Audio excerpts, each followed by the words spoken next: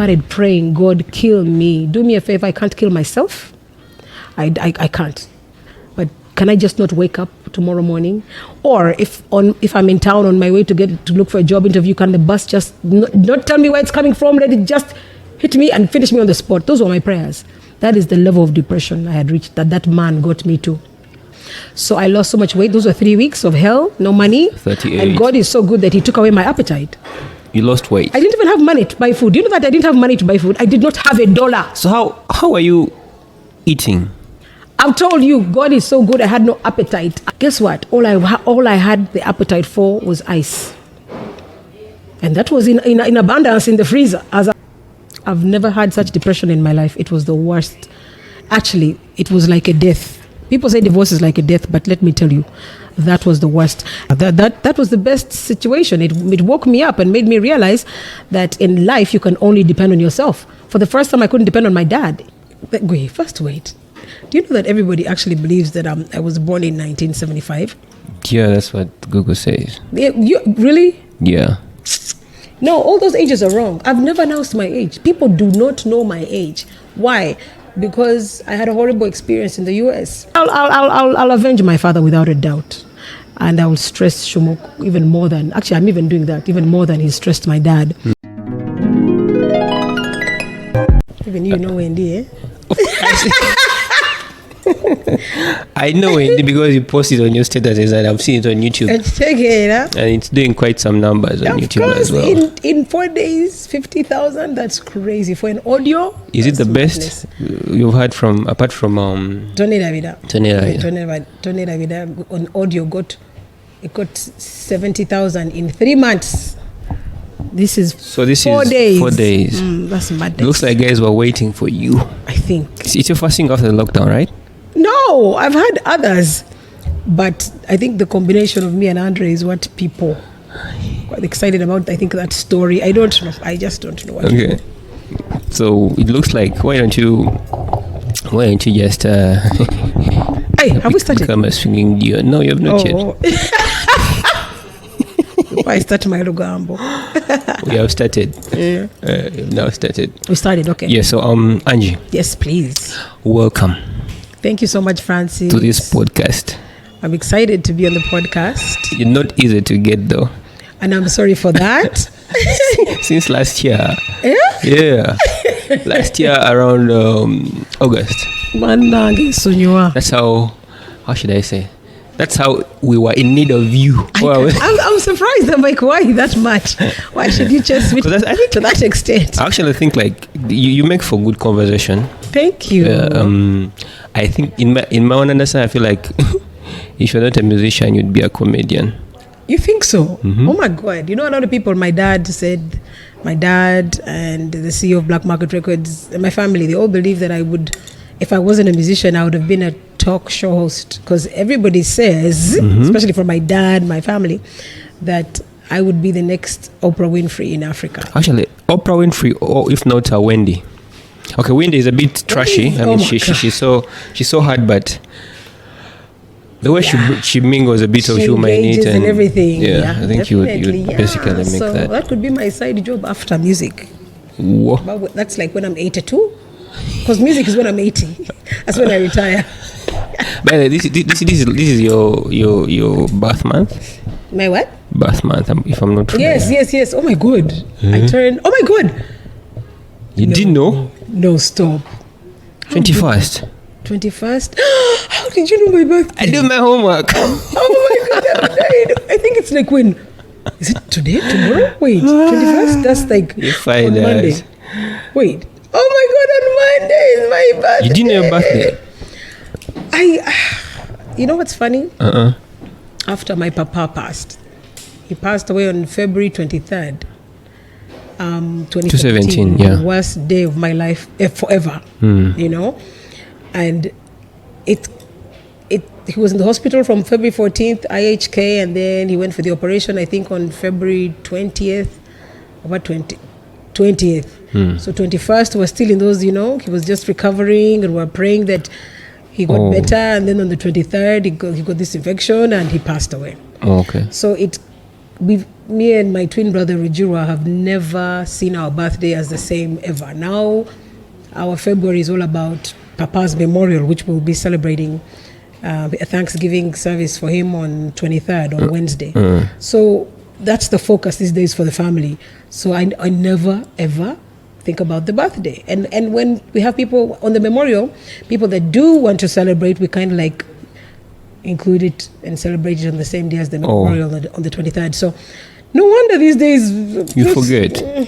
Thank you for reminding me. Angela. Kati, what about you'll be making 46, right? Wait, first wait. Do you know that everybody actually believes that I was born in 1975? Yeah, that's what Google says. You really? Yeah. You know what happened? Last year, when Donera Rabida was a hit and it went everywhere. Okay. This case of NBS with his madness just went, and my mom was the one who told me, she goes, I have just watched Case confidently announcing how you are 46. That was 2 years ago. Huh? Yeah. And then that's where that rumor got started. And then somehow some people went on YouTube, on Wikipedia, they get information from me everywhere. Yes, a lot of it is correct information. A lot of it is also wrong information. Okay. Somehow there is a new age. Google, it will say Angela born 1975.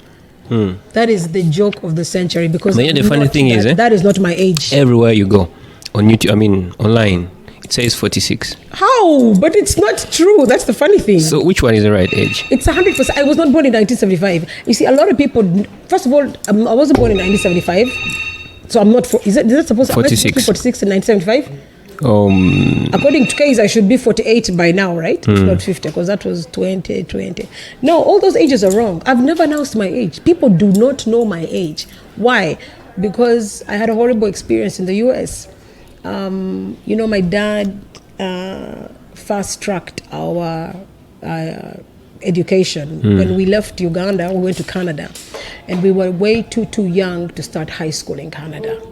So, but remember, we were on the British system of physics, we just finished PLE. Here in Uganda. Yeah. And then service. So anyway, okay. I'm still working. It is okay. It never ends. You're not cutting this out. When you catch me at work, it never ends. So anyway, in Canada, we got there and they were giving us PE, sewing. What These is were the classes. PE, like physical education, like baby stuff.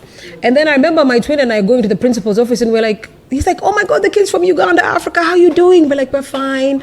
And then he's like, okay, is there any problem? We're like, no, there's no problem. The only thing is, when do we start learning the chemistry, the physics, the biology? So that's you asking. Like, what? That's you asking, eh? Yeah, me and my twin were like, because they are giving us PE, so what is going on? Elementary stuff. Yeah, and then, because the British system is much more ahead than the Canadian system. The Canadian system.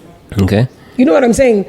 So he was like, oh my God, these guys are geniuses. And he put us like we had gone at grade 8. He put us in grade 12. So what is grade 8 in Uganda? Oh my God. I don't even. That's like senior. No, that's primary. So the guys, they fast tracked your levels, and so we were done, and I think we finished by like 13, something like that. 14. Okay. So my dad was like, I'm sending you guys to university. Wait, you're done with, like, for example, what would be high school in Uganda at 14?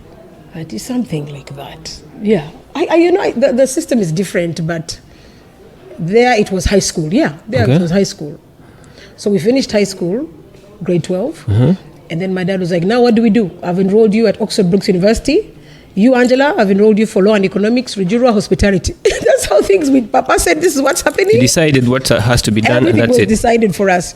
Okay. So leave Canada, and then just, there'll be a plane for you, blah, blah, blah, fly to America, Oxford, the UK, England. And then I arrived there, and now we were too young, so he had to write, by the time we were in, he had to write letters of competence from doctors, lawyers, to prove that these little kids, they're just teen babies. I think we were finishing 13, 14, we were too young.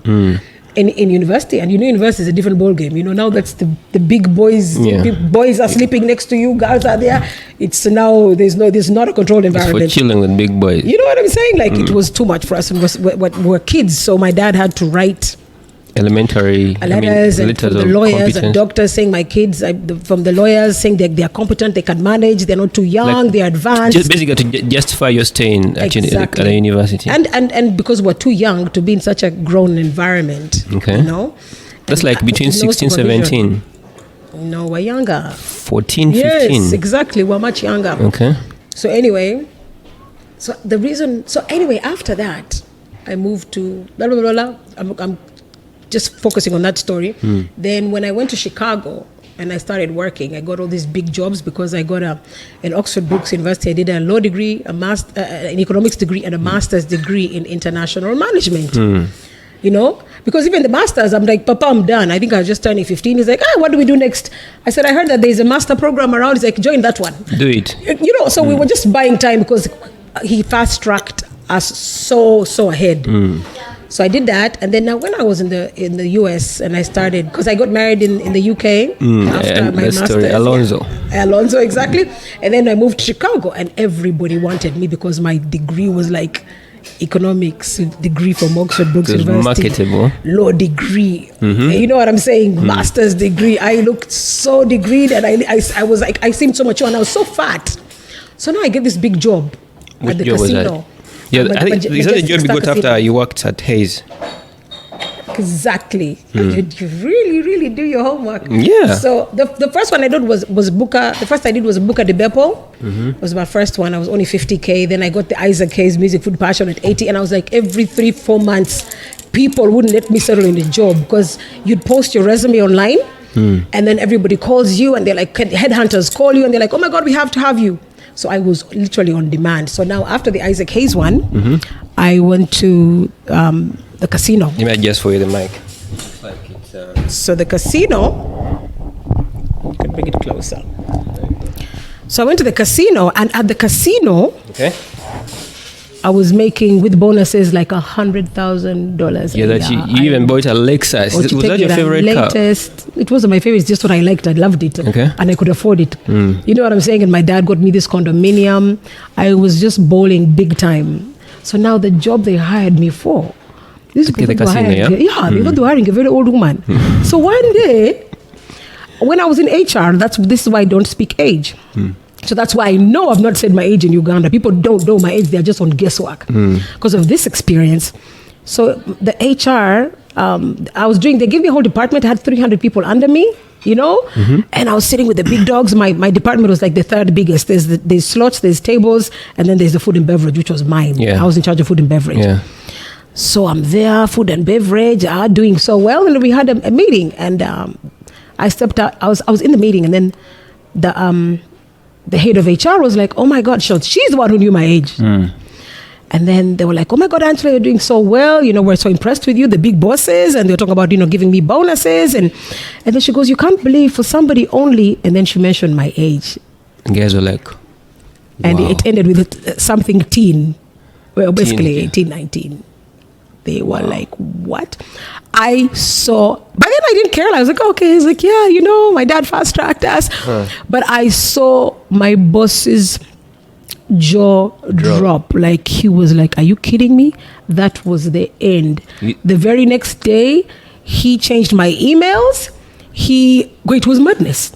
What did he do? Nothing. They were praising me, but I think he was like, 300 people, this little girl is in charge of 300 people in the department. It made them so uneasy because I had a huge budget. And when she said my age, and they were like, oh my God, she's too young. Do you remember your budget? That kind of the budget you had? It was a very big budget, like in millions of dollars, $1 million budget, my friend. Wow. Yeah, it was huge. Teenager. So they were shocked. So the very next day, he gave my direct manager, they had a meeting, an immediate emergency meeting, and then they changed everything. And then guess what? Suddenly I wasn't communicating to my boss. Suddenly I was, instead of communicating to all my 300 people direct, I would now go through my boss. and who would go. So basically, to protect you. It was the end. No, it was the end, and then they got an older guy to replace me, and then we ended up going to court. Whoa, so they fired you? Yeah, indirectly. But the good thing, I knew what was happening because I was in the meeting when this happened. Okay. And then I went to the discrimination because they did it in a funny way. All of a sudden, I find a white older man on my table the next day. The very next day. You know what I'm saying? So, of course, it was obvious. The good thing I did my law. So I went straight to the discrimination office, got these two gangster Nigerian lawyers. And we hit them with the intention to sue. And then, of course, now they're like, we can't fire her. We were stuck in that position until they said, you know what, just negotiate with her and call it a day. So they paid me a settlement. How much? It was a lot of money. A settlement, you're not supposed to say how much because you sign a non-disclosure agreement. Because other people will get ideas and start doing the same to the casino. You know? Okay. So I was paid a lot of money. And that's the money, when I came to Uganda, that's what I used to start the NGO with my dad, For You Gulu. So that experience was so traumatic for me. And it was the biggest eye-opener, never to announce age. Wow. In this case, I was too young. And I lost a $100,000 job. You know? Yeah, you were making that a year? Yeah. Okay. Like I was bawling. You know what I'm saying? Just because HR innocently announced my age. She was like, oh my God, for such a little girl, she's doing amazingly. So she saw it positive like me, but the bosses were like, what? Hell it's no. Impossible. It's child labor. Is in charge of millions of dollars. They just lost confidence. And it was sad, and I could understand it, but they went about it the wrong way. So ever since then, I don't. Even in Uganda, so I'm seeing them guessing, and they are reaching, and they are like, no, but you know what? We had a long time ago.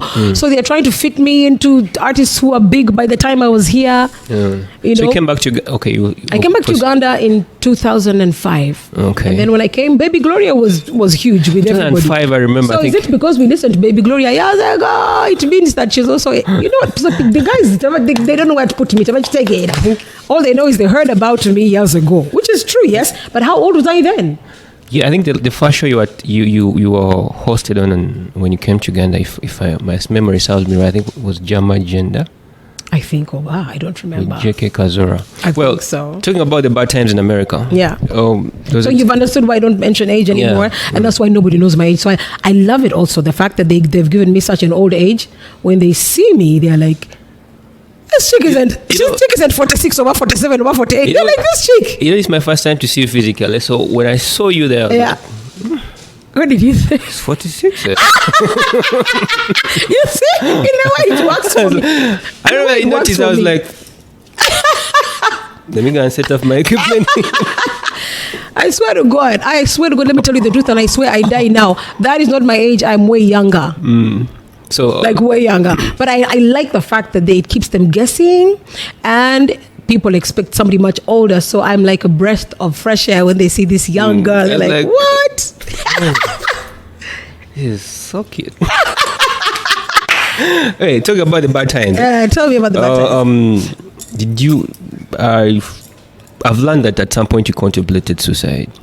I never contemplated suicide, but I always prayed during the time. Let me finish what I want to tell you. There's a time you wanted to be hit by a truck. Yes, I wanted God to kill me, but I can never be suicidal. You wanted God to kill you? Yeah, I wanted God to kill me because I think I'm a coward. I can't imagine killing myself. But that's the level of depression I had reached when he was my first boyfriend in life. Alonzo Ward was my first boyfriend. You know, I've always been such a good girl, and I was always such a fat girl, and I was always such a daddy and mommy's girl. And if they said jump, I was always saying how high, be specific, and exactly the height and the width of this jump. I was always following, and I still am to this day, a mommy and daddy's girl. Okay. So, but if they said no boys, trust me.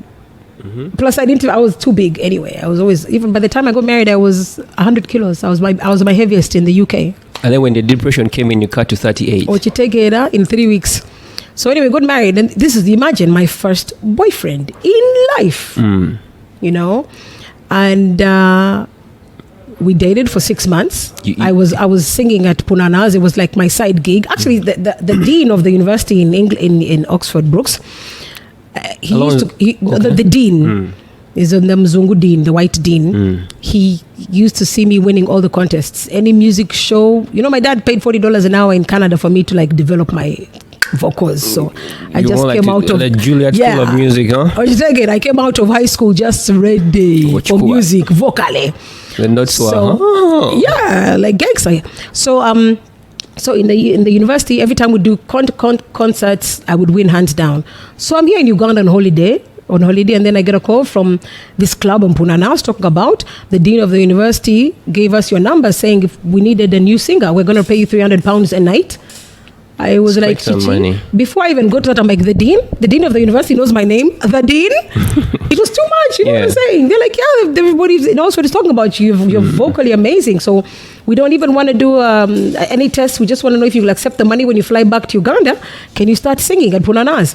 I'm like, yeah, where can I say yes? Say it now. I'm like, yes. Can I put it in writing? I was so excited.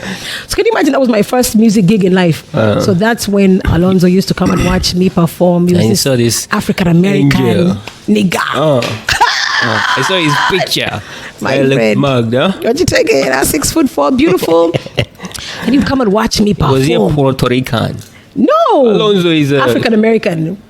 So the name Alonzo? Yeah, Alonzo Ward. Alonzo, a lot of African Americans are Alonzo. Yeah. Okay, let's go. So anyway, he would just come watch me perform. Then one day I was watching, and he was watching, and then I finished with the band. And people, it had become a very famous night. People were coming to see the Ugandan girl, others say the African girl, others would say the ones who knew me would be like, we have to go watch Angie. So it was a big night. And then one day when everyone's leaving, and he's like, hi, I love your music. You have an amazing voice. I'm like, oh, thank you.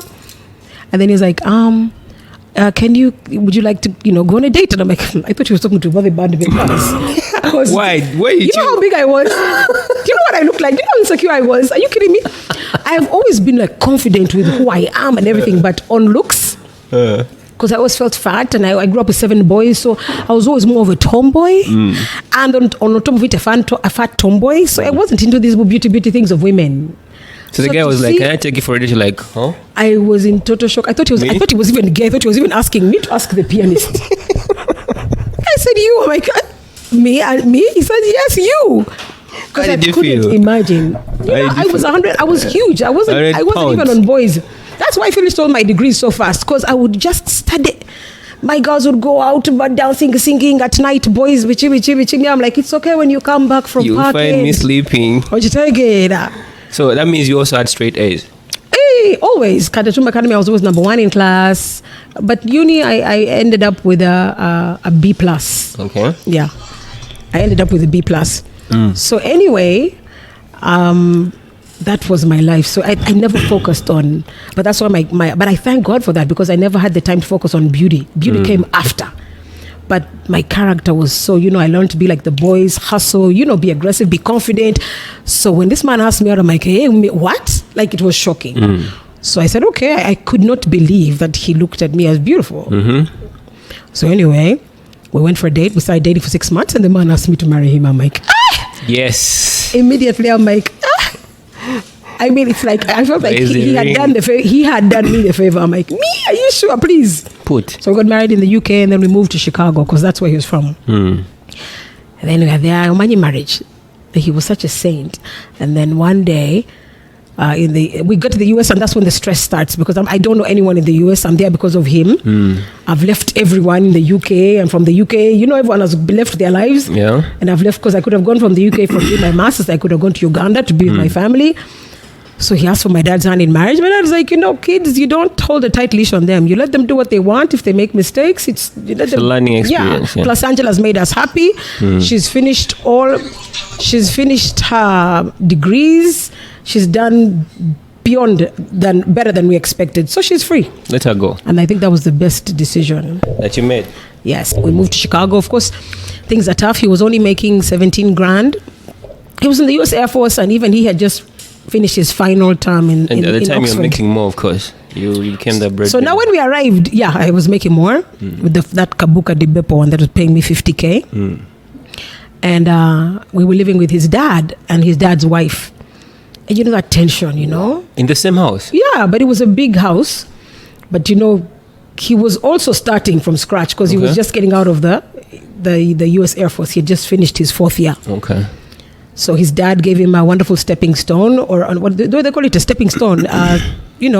A way up. You know how your dad helps. Support for you. Support. Gave him support, and they gave him a job. I think he was earning like 17 grand.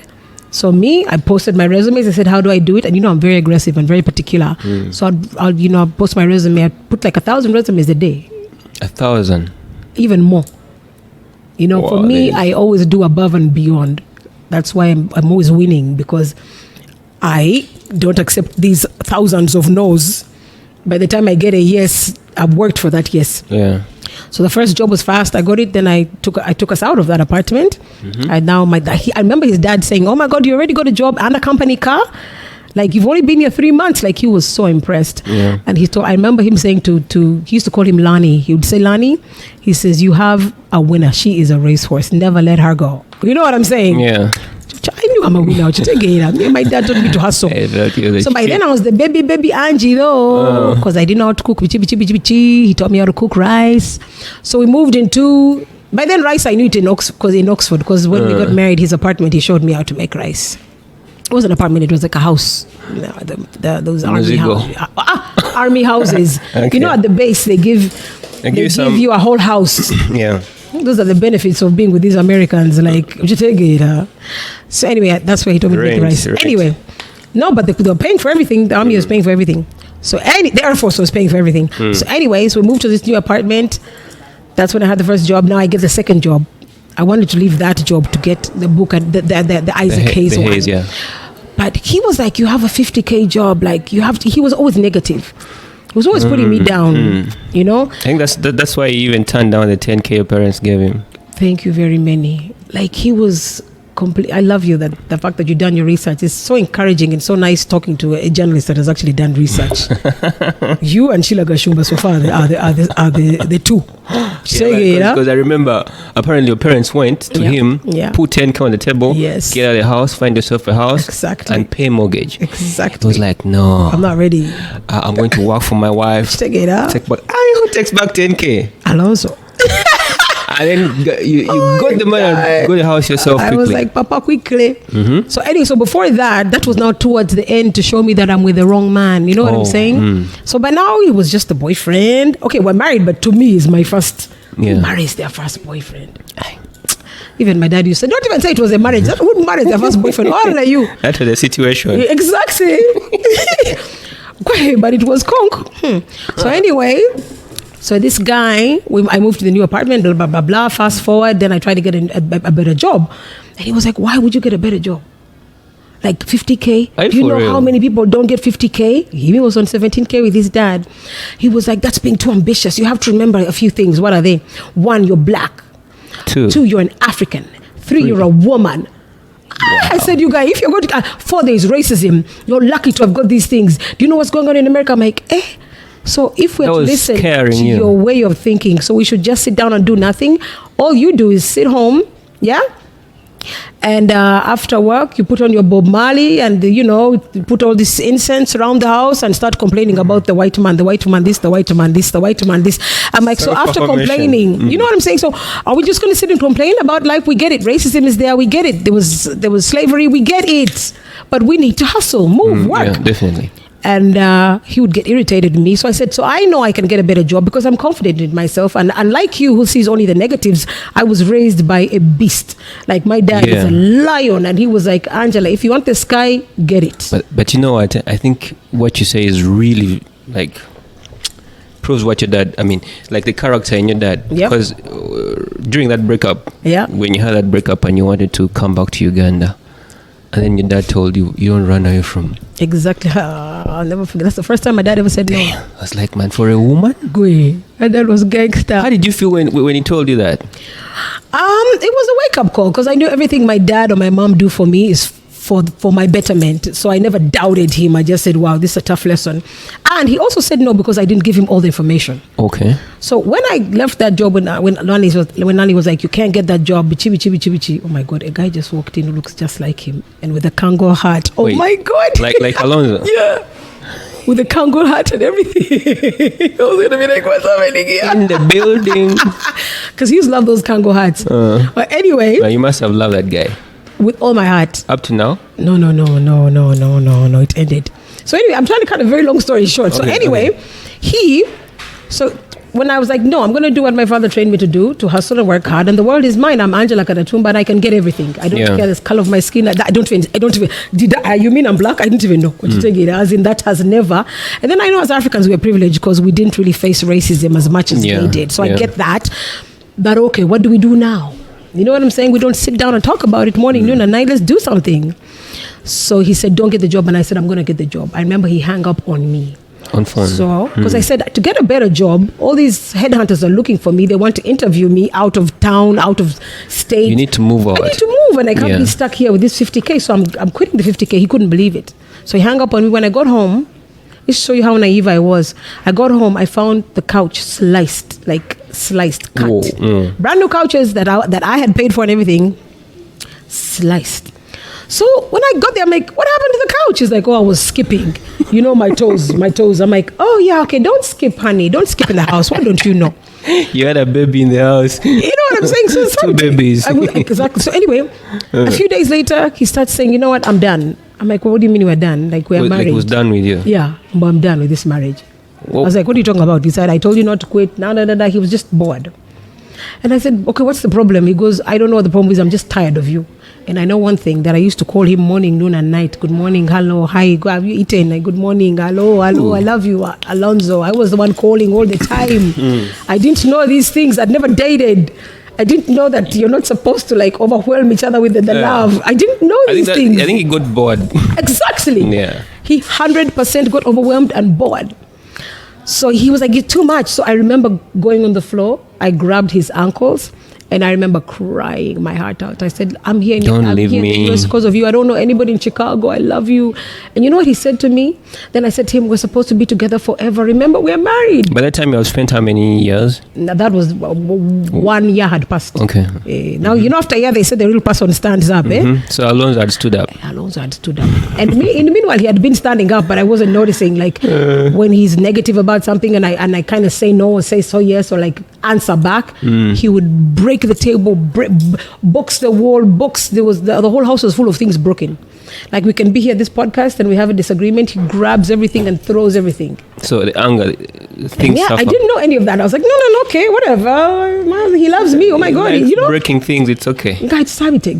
Okay. So when I grabbed his ankles, but he had never hit me, so when I grabbed his ankles crying, I'm like, we're supposed to be together forever. He was like, you're so naive, and that's what irritates me about you. You're so effing naive. Don't you know nothing effing lasts forever? I'll never forget those words. And he was like, I'm out of here. He packed everything and left me in the apartment alone. Remember, I've just left the job. I'm ready to depend on his 17K for just a few weeks as I look for a better job and I elevate us. That was the plan. Now he left me in the apartment on the 19th floor. I've never had such depression in my life. It was the worst. Actually, it was like a death. People say divorce is like a death, but let me tell you, that was the worst. And then I remember calling my dad, and I was so embarrassed. I couldn't give dad all the information because I'm like, this man I put on a pedestal, this man who I basically said was the second coming, has left me with no money and breaks everything in the house. I couldn't say that. And I couldn't say I had no money. You know I had no money? I didn't have a single cent. So I remember when I said to my dad, Papa, the relationship hasn't worked. So do you think you can send a ticket? I come back home? He was like, no, you don't run away from problems in life. You stay there and you face them. You don't run away. Wow. So that's when I learned to face my challenges and my problems. But honestly, I didn't give my dad all the information because I didn't tell him I have no money, I'm broke. Usually my dad, if he had that, of course, he would have sent money. Yeah. Or he would have sent the ticket. It's later on when I came to Ghana when I told him and my mom, and they were like, what? They burst into tears. They're like, why didn't you say? I'm like, I couldn't, because for the first time I understood what women go through. You tell the whole world you're with ABCD, you're proud of him, you're speaking so highly about him. Where do you start saying, by the way, Papa, you are right? Because my dad had said, my daughter's married a simple askari.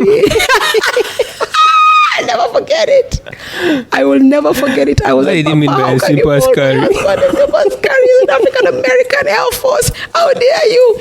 He goes, yes, still is an askari. I was like, I'm finished. But, calling and saying, Papa, you are right. Even his thinking was for you askari. Yeah. Punching walls. We can't do this. Everything was, what I'm saying, and insecure and a chip on his shoulder, and we can't develop and we can't get a better job. And that's why they say parents see far. Yeah. So it was so difficult for me to say the truth because I also loved Alonzo.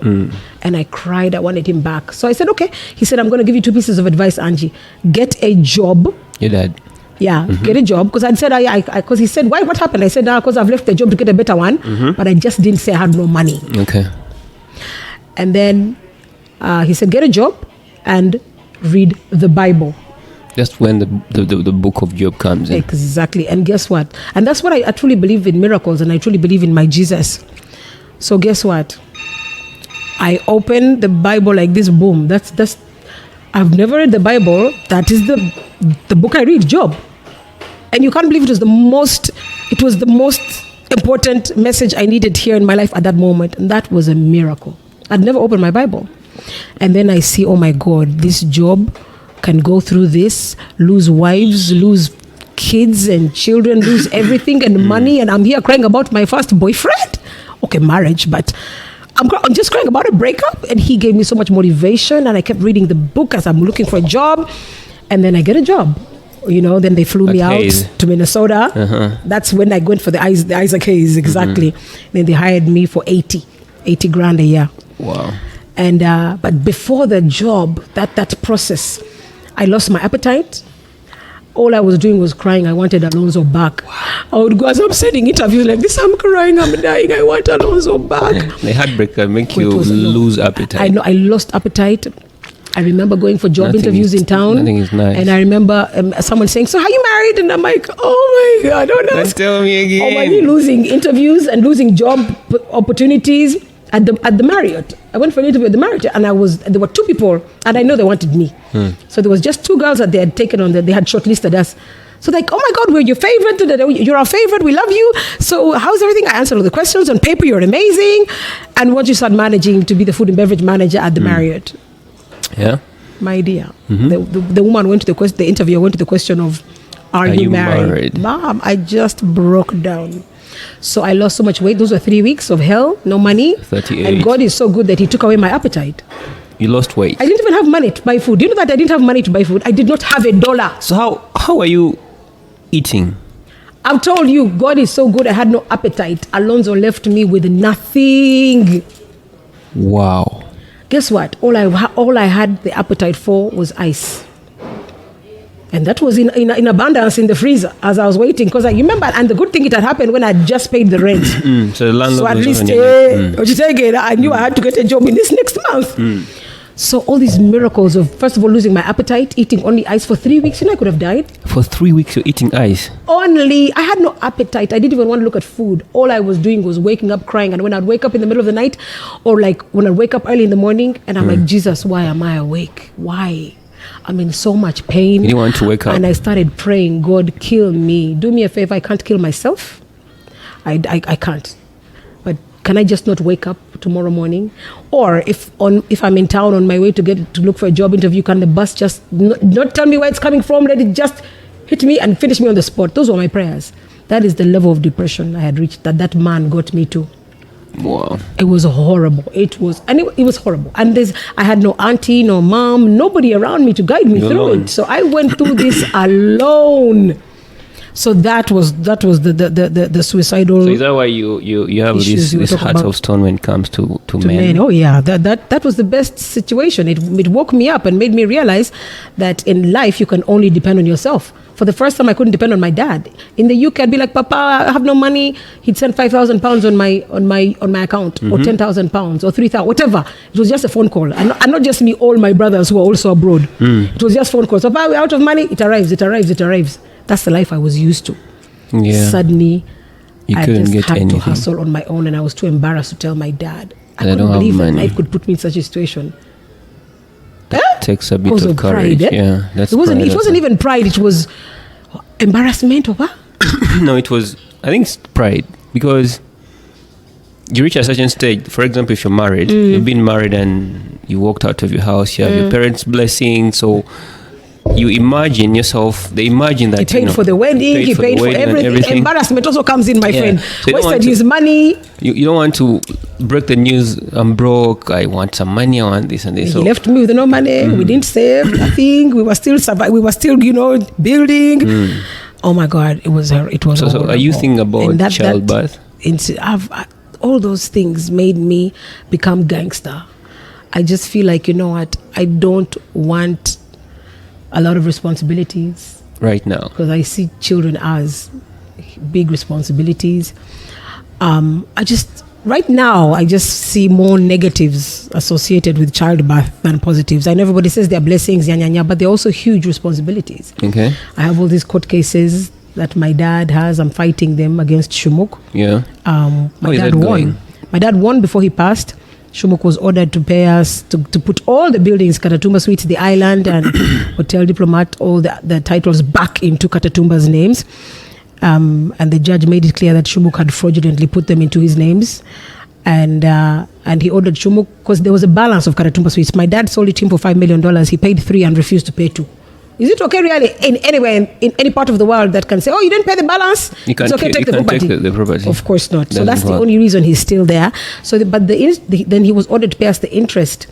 The $2 million, which with interest accumulates every year by $1 million. So as of this year, it's $14 million. So of course, Shumuk doesn't have it. And then he appealed. So we're just following up on the appeal. But obviously the next move, God willing, is to get him out of that.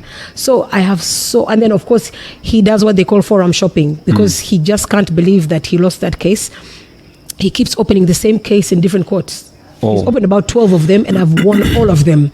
So he just keeps doing that. But hopefully this year I can see us moving, even with Uganda. Are you allowed to talk about that case so we could discuss it here? As long as not the details, but what I talk about confidently is the judgments, what I have won. Okay. I can confidently talk about that case because there was a ruling on it. So I always refer to the ruling. Okay. Yeah. But when I talk about the appeal, I'm always saying, God willing, we win that one. So how did and I can talk about all the other cases he's been opening, because I've been winning all of them and I have rulings in my favor. All saying that the Hotel Diplomat, the island, Katatumba Suites all belong to Boni Katatumba. Was he managing? This comes after he failed to pay the $2 million? That's the relationship started at Katatumba Suites. He used the building as collateral. Either way, he paid my dad $3 million, and the titles were in the building, were at Crane Bank.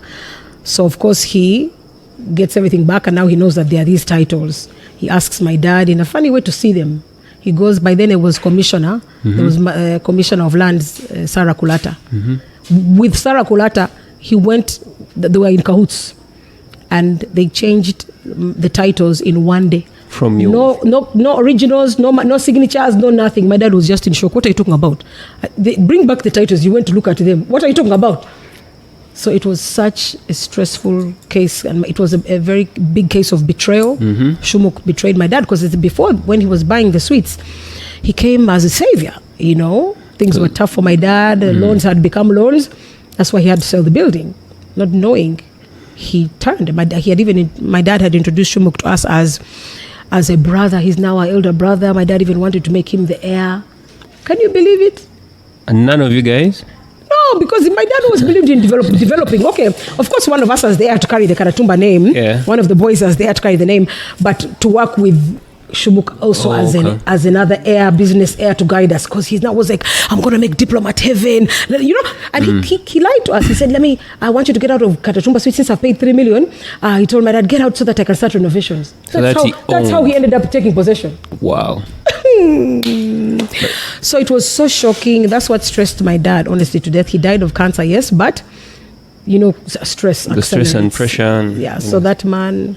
But I'll avenge my father without a doubt, and I will stress Shumuk even more than. Actually, I'm even doing that even more than he stressed my dad, and he can't believe it. Like, he doesn't know that my dad trained us and guided us, and we know exactly what we're doing. That's why he can't believe we're beating him in court every day. Like, he can't believe it. He thought it was going to be a walkover. He made so many mistakes, and forging documents saying that we all gave him. But after your dad passed, there happens to be this document that all of you forged with the Chief Justice, even the Chief Justice's signature.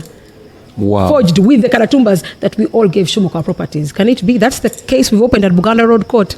Shumuk was asked to be put on his defense, that he has a case to answer. My dear, he dodged for 2 years. Finally, he put his defense there. The lawyers didn't even represent him. So it's just a mess. But it's an interesting God case. willing, I am closing in on him, and I'm determined to get back my dad's property. Yeah, Katatumba Suites. Wow. That's how that's going. So I have all these things, and then I can't imagine bringing kids into that mix. You know what I'm saying? I would be the worst. It won't even be fair to the kids because you're too busy for the kids. You're ignoring the kids. It's not fair. So sometimes, instead of just aimlessly producing because everybody is doing that, yeah. Ask yourself, is it being fair to the kid? Because all these street kids are also people's kids. You know what I'm saying? Yeah. The world will teach your kids a lesson if you think that the world will take care of them, because there's this belief in Africa, no, just produce, the world will take care of them, the way they are taking care of the street kids. Chasing them around. So that's why I'm not ready yet. I don't feel, I'm not even old. I'm not even that old yet. Okay. So the age factor. Not worried about I'm not even worried about the age factor. Okay.